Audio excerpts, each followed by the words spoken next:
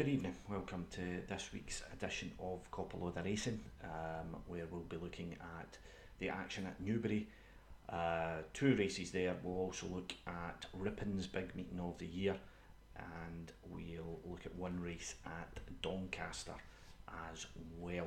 Racing tomorrow at Perth in terms of a Scottish angle over the sticks there up at the Perth track, and I'm not going to focus on jumps racing. I'm never really a follower, I have to say, of jumps racing over the summer. Sometimes I have a dabble in the market raising card when that's on during the summertime, but I've had a look through it, but there's nothing there that I can say with any positive because I've not really been following the form over there. I would just say if you're going, always keep an eye out on Gordon Elliott, it's particularly when Richard Johnson's on board. If you're off to Perth tomorrow, there is racing on the flat. It's at Hamilton on Tuesday night. At night. Sorry, it's an afternoon card at Hamilton, and I think it's Scottish Trophy Day there. So I'm sure it'll be a decent enough. Had a bit of rain up here in Scotland over the past week or so, which will soften up the ground there. Which will be a relief to some trainers who are looking for a bit of cut in the ground. And we'll also be looking at a horse that excelled at Hamilton a few weeks back in the Glasgow Stakes. He's running at Newbury tomorrow, so I'll give you my thoughts on that horse. So quite a quietish couple of weeks racing wise. All eyes will of course on Wednesday turn to York for their big meeting. The Ebor Festival of course gets underway this week. Lots of great racing there. You have of course the Ebor itself on Saturday, where there'll be Scottish interest in that. Nikita goes back there to try and recoup its victory, win again there at York after that fantastic victory there last season for Ian Jardine. And also Sir Chauvelin will, I'm sure, feature for Jim Goldie after that brilliant win at Goodwood a couple of weeks ago.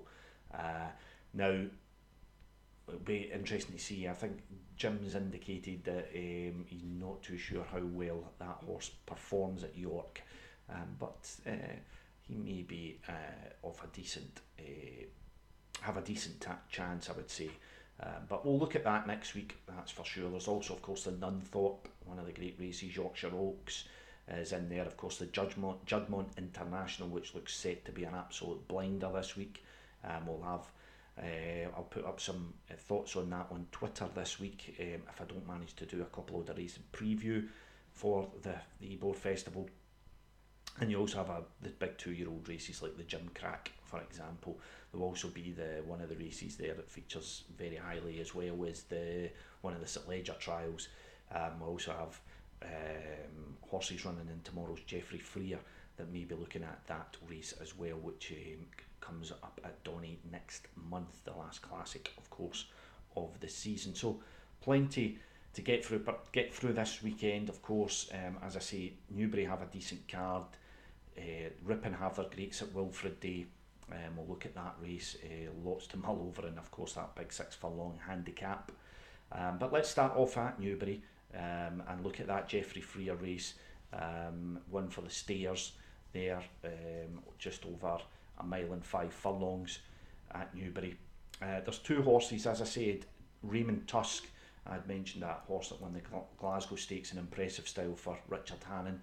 The Glasgow Stakes has been used in years gone by as a prep for 3-year-olds for that St Leger, and we've seen some good winners of it in the past, and Hamilton will obviously be keen to see the likes of Raymond Tusk go on and improve, and this would be an improvement if he won this race because it's a Group 3, the Glasgow Stakes being a listed race. So, and Raymond Tusk certainly has a chance. Fester de Souza takes a ride this time for Richard Hannon, and of course ran in the Eclipse, but it was far too much of a stepping up to take on their elders in that race, and never really had a chance, and the price reflected that. But ran really well in the Glasgow Stakes, as I say, won it impressively at Hamilton, a few weeks back, and now comes into this race. Taking on older horses, it has to be said, but does receive a weight for age allowance because of that. But it'll be interesting to see how well he does run. I think if he runs a real good race, then certainly all eyes will turn to Doncaster. Dal Harold has been running in really classy company for William Haggis. Last time out, it ran in the Goodwood Cup at the festival there, the Qatar festival, and ran pretty well. I think he was fourth in that race. You're looking at some impressive runners in that. He's not really Group 1 standard this, so it is a drop down for him. And I think he's shown in the past he's more than capable of winning over a trip like this. Ryan Moore takes the ride this time around. So there's a lot of positives there, and I fancy this horse to beat Raymond Tusk. Not to say that it's a competitive race beyond those two, but I fancy Dal Harold. As I say, ran in Dubai as well earlier in the year. But he certainly has shown in the past with victories at the likes of Chelmsford and so on that he can put in classy performances, and as I say, this is probably his level. I would say, and I'll say this about the Hungerford Stakes as well, because that's got 3-year-olds in it. That the 3-year-old form isn't exactly stacking up in a lot of ways. So in some of these time of the year, you look at these 3-year-olds coming into and getting the allowance to run against the older horses, that they take advantage of that. But I don't know if that's the case this season. And that's why I think Dal Harold will face off what is a decent horse in Raymond Tusk, but I think Dal Harold will get the better of him there in the Geoffrey Freer at 225. Now moving on to that Hungerford Stakes, which is off at 335, over 7 furlongs. Gustav Klimt comes into this horse, of course, comes into this race. A horse that has been running in really big company of late, and again, as I say, this issue, he ran in the Sussex Stakes, of course, at Goodwood, and Lightning Spear won that race. A horse that we know over the years has always tried to win these Group 1 races, and never quite managed to win these big mile Group 1s. Always been there or thereabouts, but you just felt it's not maybe up to the Group 1 class. And this isn't a Group 1 race, of course, this is a Group 2, but the market's reflecting the fact that it thinks Gustav Klimt, because of that, stepped down in class, stepped down in trip a little, down to 7 furlongs, that it may bring the best out in him. And you get the feeling that Aidan O'Brien's really trying to find what this horse is, where it's at as such. And this would be a confidence boost if it manages to win this race, and then they'll maybe look at beyond it and think, well, can we step back up into, classier company and look at the QE2, for example, or maybe wait to is this a horse that may age very well, and he may just look to next season with Gustav Klimt, or maybe it's just not as good a horse as maybe felt it was as a 2-year-old getting into the 3-year-old, looking at races like the Guineas and so on, but it's not quite worked out as yet for this horse. And as I say, I wouldn't say it was the deepest Sussex Stakes that we've ever seen. Without Parole was well thought of going into that race, and you could maybe question the ride that was given, that it was a slow run race, and then when they picked up pace, Without Parole was just left exposed out in front. But I'm going against Gustav Klimt here. Now Yafter, I backed this when it won at the Hackwood at Newbury a few weeks back under Jim Crowley. Is a battling horse, and always gives its best showing. Sometimes looks like a couple of furlongs out that he's going to get swallowed up as such, but he always finds more when challenged, and he'll run a good big race, I'm sure, in this. Stepping up, as I say, to 7 furlongs, I don't think that will be an issue, but I think think the one that I'm going to look at, and the ground may be an issue as well. It's good to soft at Newbury at the moment, and that will suit a horse like La Brisa Breeze for Dean Ivory and Robert Winston. Likes a bit of cutting the ground, loves Ascot, of course, won the Champions Sprint there previously, and is running really big company over through its career. And that it ran well in this race last year, so I fancy La Brisa Breeze in this to win this for Dean Ivory. Yafta, I think, will put in a good performance, but I'm not convinced about Gustav Klimt, and I think the older horses can take advantage, even though they're, as I say, they're receiving, they're being a younger horse. You would think the class might show through and the allowance that they receive, but I'm not convinced by a lot of these 3-year-olds this season, and La Brisa Breeze can take advantage of that. There. Right, switching to Ripon, looking first of all at the consolation race for the Great St Wilfrid at 205. I'm always going on about Paul Midgley and how good a form he's in, and this horse won at Haydock recently, and that's Hee Haw, and he's in good heart, and I think he'll run well in that 205. So Hee Haw for me in the 205. Looking at the big race itself, the 315, the Great St Wilfrid, one of the big handicap sprints of the season.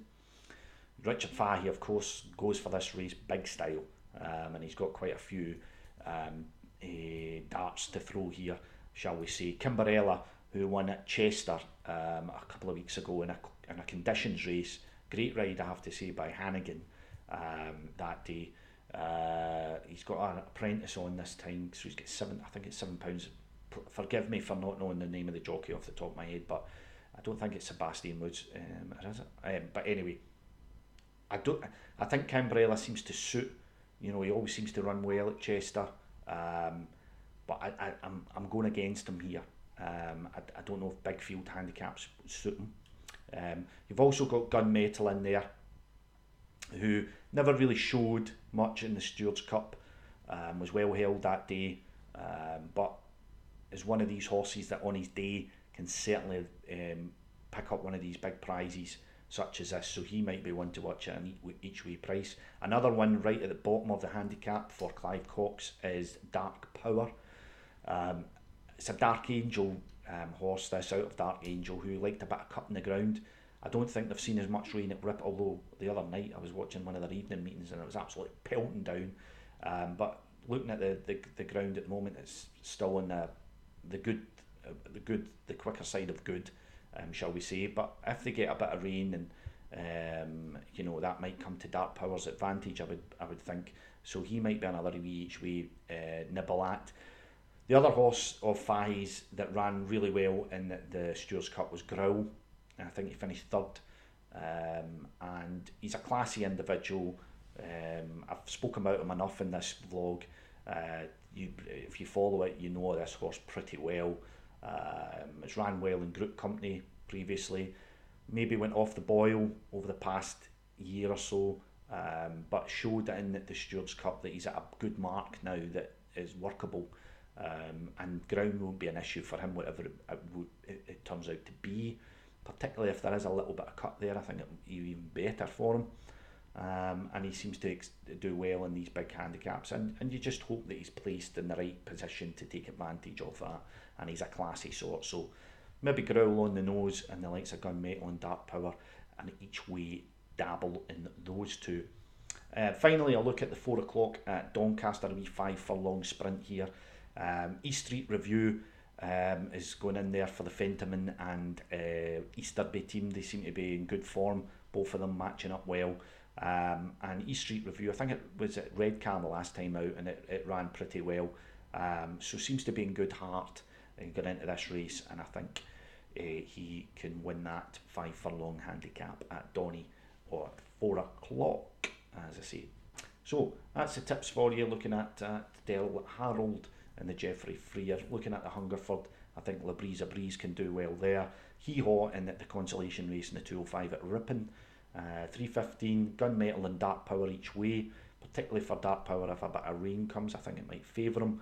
And Growl on the nose there, and then the 4 o'clock at Doncaster, East Street Review for Tim Easterby there. Okay, as I say, this week we're going to be seeing the big meeting at York. Look forward to it. It's always one of my favourite festivals of the season, and that shall whet the appetite as we build up to that. As I say, racing at Perth tomorrow. If you fancy taking in some jumps action, then get along there. And as I mentioned earlier, Hamilton have a card on Tuesday, so that might be worth paying a visit there if you have nothing planned then. Kids are back at school up here in Scotland, so get the way into school and then get off to the racing if you can there. Okay, that's about it from me for this week for the vlog. As I say, I'll be back next week with York. Looking forward to it, and looking forward, of course, to that big Ebor handicap, one of the best handicaps of the year. Enjoy your racing. CopaLoad of Racing.